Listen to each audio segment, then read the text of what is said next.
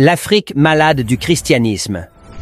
Depuis l'avènement du christianisme en Afrique noire, les Africains sont devenus très croyants, plus croyants que les Blancs qui leur ont apporté cette religion. Tout comme les Africains adorent les marchandises de seconde main venues d'ailleurs sans s'interroger sur leur qualité ou tout simplement sur la date de péremption, les Noirs n'ont jamais cherché à connaître les fondements de cette religion tardive, historiquement qui leur était imposée sur fond de razzia, de génocide, de viols massifs et de viols comme armes de guerre, de déportation, de castration, de travaux forcés durant des siècles.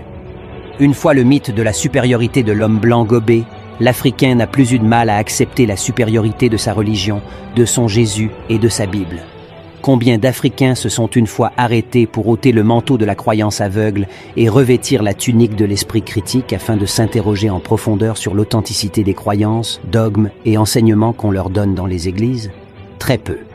Car en réalité, les Africains lisent peu et ne cultivent guère l'esprit critique.